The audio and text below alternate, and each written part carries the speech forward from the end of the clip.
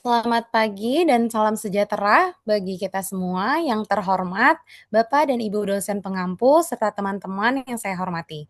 Pada kesempatan kali ini, kami dari kelompok 8 akan mempresentasikan hasil analisis kami mengenai kebijakan pemerintah Indonesia yang melarang penggunaan media sosial bagi anak di bawah 16 tahun. Sebelum itu, saya akan memperkenalkan kelompok 8, yaitu ada Ibu Karina, Pak Damres, saya sendiri Dewi, Eudia, Grace, Henry, Indah, Yosep, Melva, dan Steven.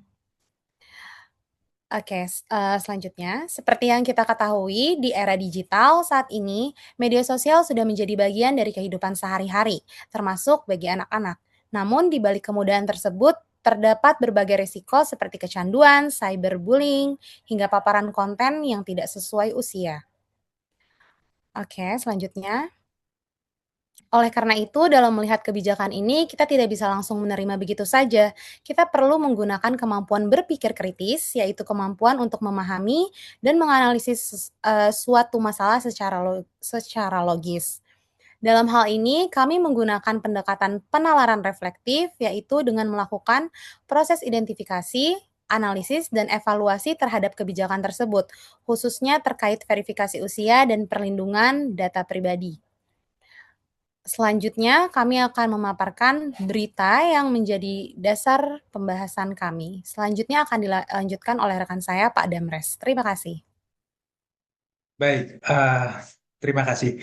Berikut adalah beberapa jenis klaim yang kami analisis dari berita yang sudah disampaikan di awal tadi.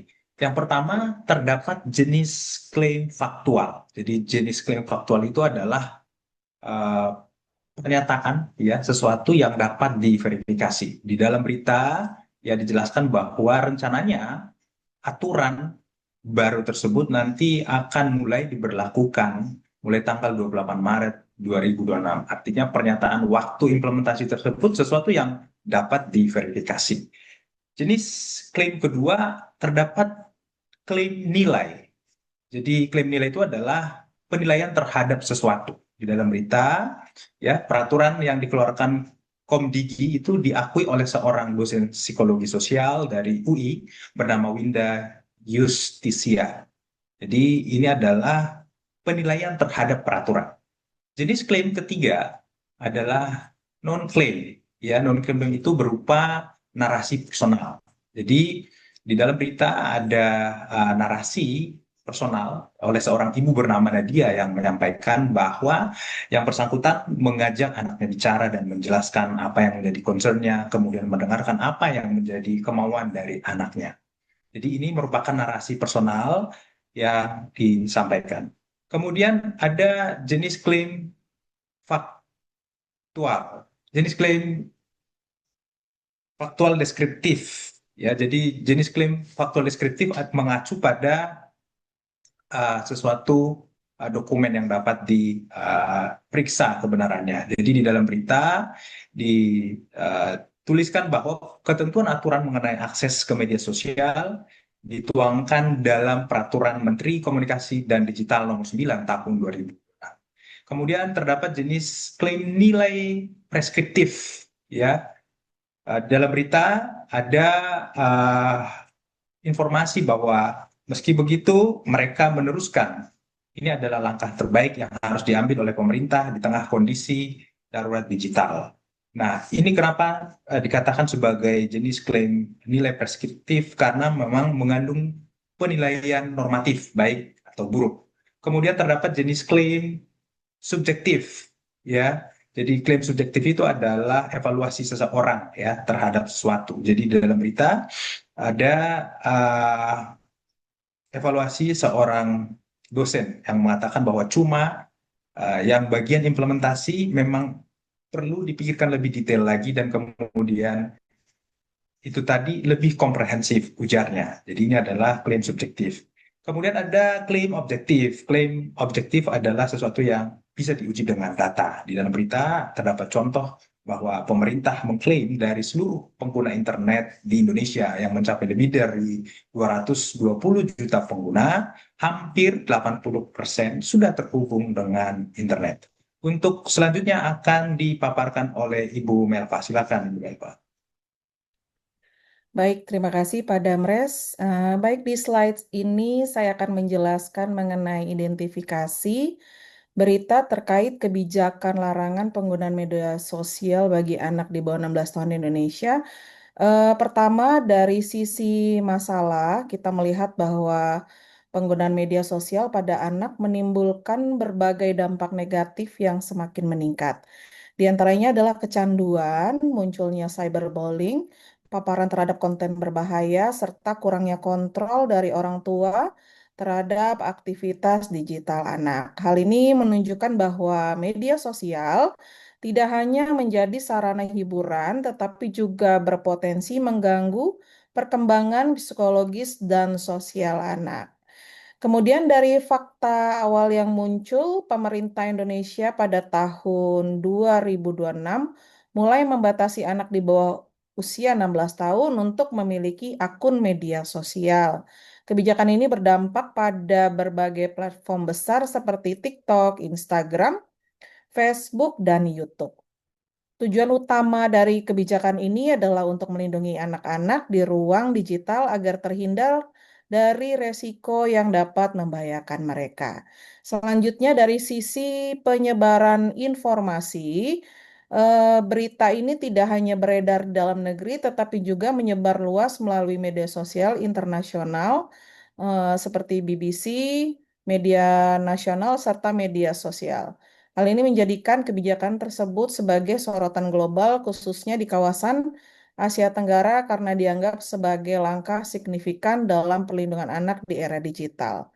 Respon awal masyarakat ada yang pro dan ada juga yang kontra. Yang pro melindungi anak dari kecanduan gadget, mengurangi paparan konten negatif, membantu orang tua mengontrol anak, dan yang kontra atau menolak pembatasan ruang berekspresi dan berkarya di ruang digital menghambat peluang ekonomi anak muda. Tidak semua konten bersifat negatif. Jadi potensi masalahnya adalah sulit di awal, kemudian ada potensi pemalsuan umur, penggunaan akun orang lain atau VPN, risiko pembatasan kebebasan, kesenjangan literasi digital. Dengan demikian dapat kita lihat bahwa isu ini tidak hanya menjadi perhatian nasional, tapi juga internasional karena menyangkut perlindungan generasi muda di tengah perkembangan teknologi yang sangat pesat. Baik, untuk slide selanjutnya saya persilakan untuk rekan saya Indah. Silakan. Baik, terima kasih Kak Melva. Selanjutnya analisis hubungan logis antar ide, pola sebab, akibat, dan meningkatnya dampak negatif media sosial pada anak dijadikan dasar bagi pemerintah menetapkan kebijakan pembatasan usia pengguna media sosial pada anak. Premis utama, anak rentan terhadap dampak negatif, mengarah pada kesimpulan pembatasan akses merupakan langkah perlindungan yang logis. Hubungan ini secara umum koheren karena didukung oleh pertimbangan psikologis dan perlindungan data pribadi. Selanjutnya, ekosistensi. Kebijakan ini dianggap sebagai solusi efektif untuk melindungi anak, tetapi di sisi lain diakui bahwa implementasinya sulit, seperti adanya kemungkinan pemalsuan usia, penggunaan akun orang lain, atau VPN. Ketidaksesuaian antara tujuan kebijakan dan realistis pelaksanaannya. Ya, dan yang terakhir, ikoherensi. Ketika semua dampak negatif media sosial dianggap dapat diatasi hanya dengan pembatasan usia, padahal faktor lain seperti literasi digital dan pengawasan orang tua juga berperan penting. Selanjutnya, struktur logika dalam berita terlihat rasional dan memiliki alur yang jelas. Masih terdapat kelemahan dalam konsistensi dan kelengkapan penalaran. Kebijakan tersebut belum sepenuhnya didukung oleh hubungan sebab akibat yang kuat dan komprehensif sehingga efektivitasnya masih perlu dipertimbangkan lebih lanjut. Selanjutnya akan dilanjutkan oleh rekan saya, Audi. Analisis selanjutnya yaitu klaim dan argumen dalam berita ini rasional. karena didasarkan pada kekhawatiran terhadap dampak negatif media sosial bagi anak. Misalnya kecanduan, paparan konten tidak pantas, dan resiko kebocoran data. Namun, di balik hal itu, hal inilah yang disebut dengan empiris, karena didukung data konkret seperti penelitian, statistik penggunaan, ataupun kasus yang nyata.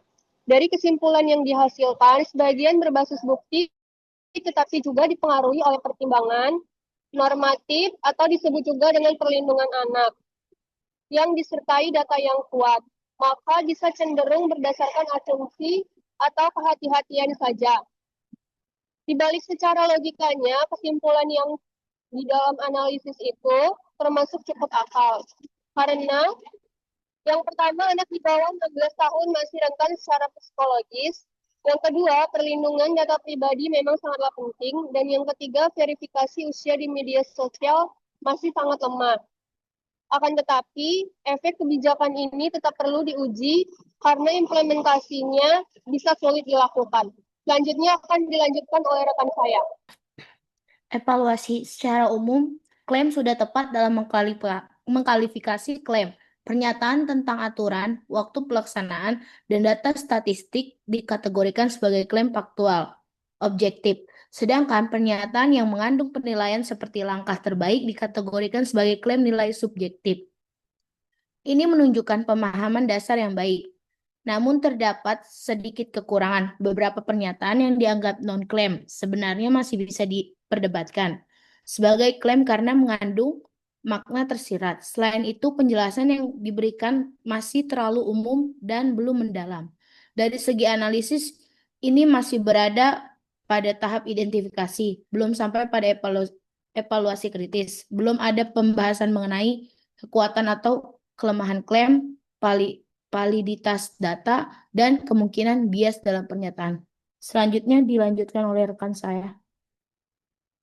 Oke, selanjutnya kita masuk ke dalam argumen, yang dimana di dalam argumen ada larangan penggunaan media sosial bagi anak di bawah 16 tahun merupakan kebijakan preventif yang rasional karena didukung oleh fakta meningkatnya risiko gangguan psikologis, kecanduan digital, dan paparan berbahaya pada kelompok usia tersebut. Oke, selanjutnya kita masuk ke dalam kontrargumen, yang dimana di dalam kontrargumen ini, kebijakan ini berpotensi tidak efektif dan cenderung simbolis karena tidak menyentuh akar masalah seperti rendahnya literasi digital dan lemahnya pengawasan sehingga anak tetap dapat mengakses media sosial melalui berbagai cara. Oke, yang terakhir itu saya membahas tentang silogisme kategoris, yang dimana setiap individu yang belum memiliki kematangan psikologis rentan terhadap dampak negatif teknologi digital. Contohnya anak di bawah 16 tahun termasuk dalam kategori tersebut, maka pembatasan akses media sosial bagi mereka dapat dianggap sebagai langkah yang logis. Oke, selanjutnya akan dijelaskan oleh rekan saya, Pak Henry. Baik, saya lanjutkan mengenai kebijakan larangan penggunaan sosial media untuk anak di bawah usia 16 tahun di Indonesia. Kami akan membedah kasusnya menggunakan 5 pola penalaran deduktif spesifik. Dari yang pertama yaitu ada modus ponens. Pertama kita masuk, ini adalah pola logika yang paling dasar, yaitu penerimaan. Jika premis kondisional terpenuhi, maka kesimpulannya otomatis benar. Di sini kita lihat, jika aturan mengatakan anak di bawah usia 16 tahun dilarang dan faktanya Budi baru berusia 14 tahun, maka secara logis dan absolut Budi dilarang menggunakan media sosial. Sederhana dan pasti. Lalu kedua ada modus tollens. Pola ini bekerja dengan cara menolak akibat untuk membuktikan bahwa sebabnya tidak ada. Perhatikan contohnya, jika syarat utama untuk dilarang adalah usia di bawah 16 tahun, namun kita melihat Ani diperbolehkan menggunakan sosmed secara legal, maka kesimpulannya adalah Ani pasti berusia sudah di atas 16 tahun. Kita menggunakan fakta di akhir untuk membuktikan fakta di awal. Lalu yang ketiga, silogisme hipotesis. Ini rantai sebab akibat. Pola ini sangat menarik karena menghubungkan dua pernyataan menjadi satu mata rantai. Logikanya, larangan sosmed akan mengurangi paparan konten negatif, lalu berkurangnya konten negatif akan meningkatkan kesehatan mental. Jadi kita bisa menarik kesimpulan besar, larangan sosmed secara tidak langsung adalah langkah untuk menjaga kesehatan mental anak. Lalu yang keempat ada silogisme disyunktif. Ini adalah pola, ada logika pilihan atau. Jadi dalam penegakan aturan, opsinya tegas, anak menghapus akun sendiri atau sistem yang akan memblokir. Jika si anak memilih untuk tidak menghapus akunnya, maka secara logis hanya tersisa satu konsekuensi. Sistem akan melakukan pemblokiran otomatis. Lalu yang terakhir, yang kelima, ada dilema. Ini adalah pola yang menunjukkan bahwa apapun yang jalan diambil akan ada konsekuensi yang menyertainya. Premisnya begini, jika aturan dijalankan, anak-anak mungkin merasa tersosialisasi secara digital. Namun jika aturan diabaikan, platform melanggar hukum karena pemerintah harus memilih antara menjalankan atau membiarkan. Maka hasil akhirnya adalah anak terisolasi atau hukum dilanggar. Inilah situasi sulit yang digambarkan oleh logika dilema. Berikut penjelasan dari saya, selanjutnya akan dijelaskan oleh Pak Steven. Argumen induktif spesifik. Jadi apa itu argumen induktif spesifik? Adalah penalaran yang menarik kesimpulan umum berdasarkan fakta atau kasus khusus. Namun kesimpulannya bersifat kemungkinan atau tidak mutlak benar. Ada 3 contoh untuk menjelaskan apa itu argumen induktif spesifik, yaitu kausalitas, analogi, dan generalisasi. Untuk kausalitas, kita dapat mengambil contoh semisal banyak anak di bawah 16 tahun yang menggunakan media sosial mengalami kecanduan, gangguan fokus belajar, dan terpapar konten negatif. Maka penggunaan media sosial pada usia dini dapat berdampak buruk bagi perkembangan anak. Untuk analogi, contohnya adalah seperti halnya anak-anak tidak diperbolehkan mengonsumsi alkohol karena belum siap secara mental dan fisik. Penggunaan media sosial juga perlu dibatasi karena dapat memberi dampak negatif. Maka larangan media sosial untuk anak di bawah 16 tahun dianggap sebagai bentuk perlindungan. Dan untuk generalisasi, contohnya adalah beberapa kasus menunjukkan anak di bawah 16 tahun menjadi korban cyberbullying dan kecanduan gadget akibat media sosial. Maka dapat disimpulkan bahwa penggunaan media sosial pada usia tersebut beresiko tinggi bagi anak. Untuk penjelasan berikutnya saya serahkan kepada Bu Karina.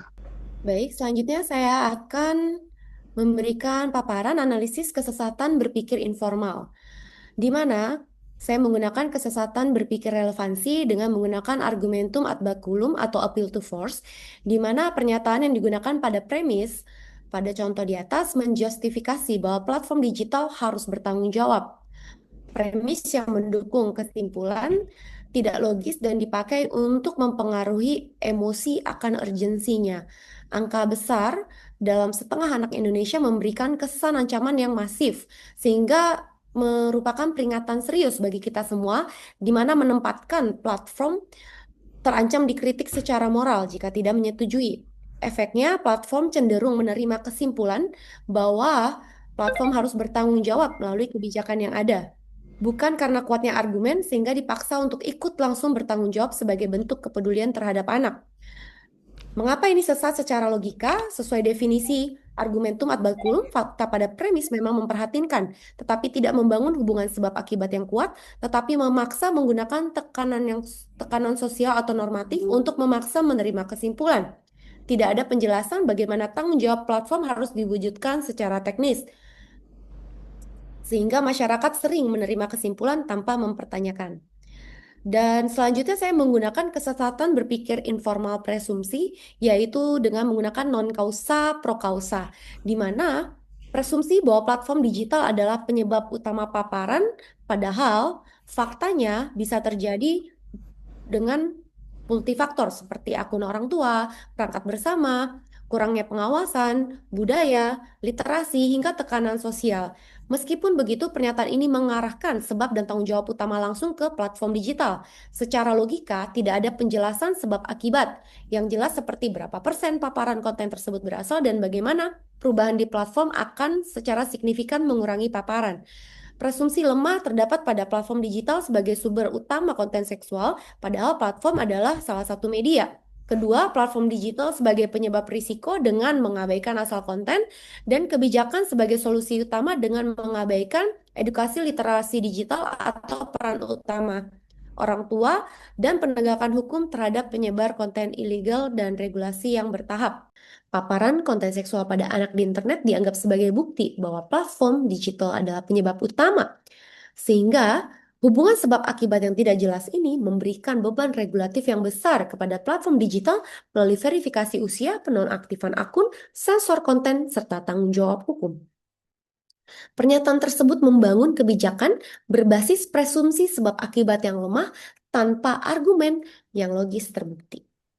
Berpikir kritis membantu kita untuk dapat mengidentifikasi, menganalisis, serta mengevaluasi berita yang ada di sekitar kita. Dalam penalaran reflektif, kita belajar bukan hanya menerima pernyataan, tetapi juga mengujinya melalui berbagai macam pendekatan. Dengan berpikir kritis membantu kita memahami suatu berita dan menghindari kesalahan penilaian melalui kemampuan analisis dengan mempertimbangkan fakta dan bukti untuk membangun argumen yang lebih kuat dan logis. Demikian presentasi dari kelompok 8 penalaran reflektif. Kami ucapkan terima kasih.